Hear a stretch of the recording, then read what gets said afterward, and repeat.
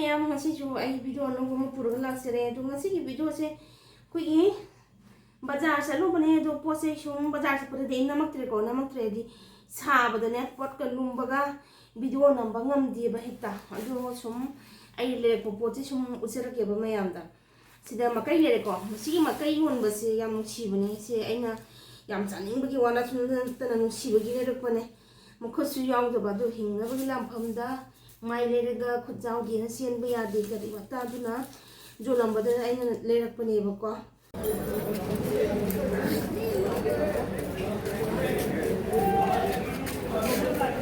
ye ba sudah yo le no pa se ma khujau yaw gi no sidre un se no mo sara tam ko da mata tau se hu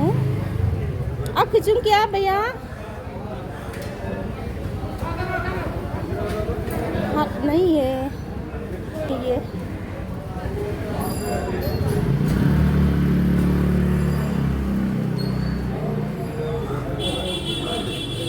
सिसिबा लेजरे दगी सि पियासे सिदा पोसे मफम पुना मक तांगा बरा खंगे होदि से नोंजु पन थाजि पोति तांगन बने बको अदो सिगी पियासे केजी मंगा ने बको केजी मंगा दा क्या नो सनी का कुंठा 230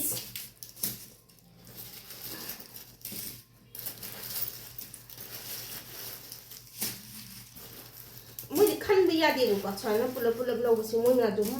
हापक वो तो सुन लोग भी नहीं बको अभी चुने लोग ना मम्मन से अभी तांग बदुगा तनों दी तो खन भी याद बको अभी सीधी खन भी याद है कभी कभी पुहा था चले माकू मरा हो गया ला मता बनते बेंगोली हमें भी हम वाले सिसी में ले जरे को अदो दुम फरा कोई सारा ने किसी मंगा से मी याम दमना देखिए आलू से किसी नहीं दंग रे हंगम दबा पोसी लुंग करे बको अनु पोर पोसी जाम करे बा अदि आलू से मसा लो रे इगो ना सु कांग सु अदु सा बस या बस कोई अमा सु मसु सन सन ना बा ना को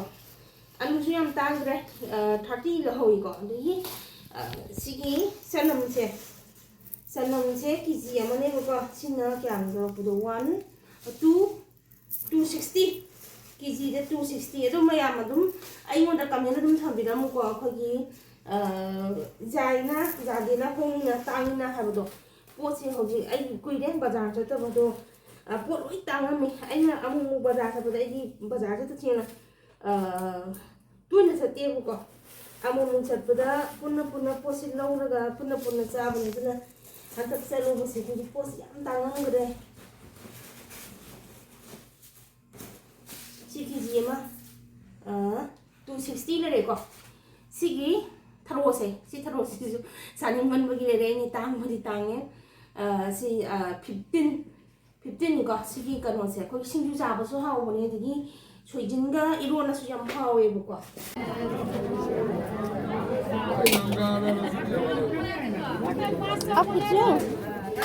आप किचो वारो सोगी या अदगी सी अदरक सी सुने हाने खरा लेयना याम रखते याम लेबद सी अदरक सी तो कंजिन लेबको सी केजी मा खाय मखतने 70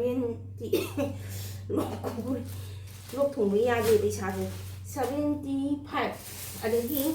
पांजी ना हाने की पांजी लेबको हान लेबे पांजी ना जोयबको अदगी सिगी पांसे सिने इरोन चाबगे हावेबको तो सिगी मचा से सिगी पान मचा तो मुतु चाबसे सिजना हावे हेले अदगी नहान ले पान खर ले सिगी लकी सिगी अचौबसे तांग बदुगा हावे हावतबको तो सिजा हावबो वाले सि केजी मखाय ने नहान 30 ले लोपन केजी मखाय से अदुगा सिगी मचा से सि केजी अमनेबको सिदा 30 नि हावसु हावा दगी सिरा फैयबको नि याम ने हेन ले सिरा अजु कनो तो ओइदोबो पटका दोइबा पान से नो बोय बगिरा खंद कुइने थंबसु हे यादबनेबको देखि सी यो बेनी तो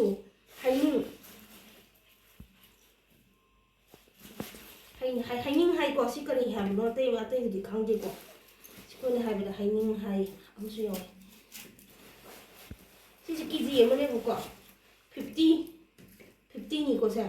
Ang thumba de sige hanin se dum sa ba de haw ba ne ko. Ni si sin law le ala ni ngani a som tang kre 20 ni se. Idan ki si tharo isa.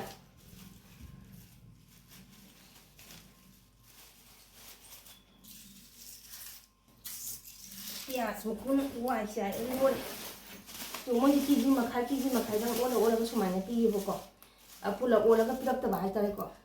Sigi tharoi se kg da kan wala sina jang khai 50 sini maya lera popo se dum sigi se dum nangan da khaw do por pura di aroi bini bazar se sigi bazar se kra su la po oi ko aduna poti khita hung ba aduna sma na sala pulap low ye ko sigi tharoi se thung ka na mayam ba mu se usarake ko ki pulle hi ha ba do mai dai ne ko adu leire ko pullei to tha ga sigi tharo ji thong do to manam ga si bane ko duna pullei ga thong ga do ni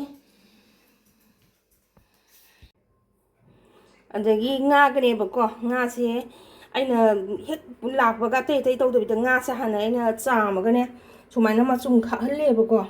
nu sa ma ta yam sai ba na sin nan jin la ga por am do na jin la por ko ma tam da nga se ta phi ba ma ma so e ba ko dugi aina sina kg amani ko nga se katla habido adagi si nga se kai nga no khangdi ko si se ko gi masa se su ko gi nong nong blow bo dong na to ye bo ko do ka tu be su pele nga se khangdi ma tu nga to oi bo dong to we si se kg da 100 ai kg ma kham tang lo re am phok sa dri ye try to ge na du how tra ga di mo me am lok san bo pa mo i de ko adagi sidana inisa kg ma kham tang lo re yam rok te ado ilisa thong bu mayam aina thong bu ke mai thong ge do dum mathang gi video do dum usarake ado asi gi sara sum mayam video se sum lu shanjarake ko mayam ado mayam sibiduna ai ki channel se support of view ai chu mayam gi support dum tawjage mayam bye bye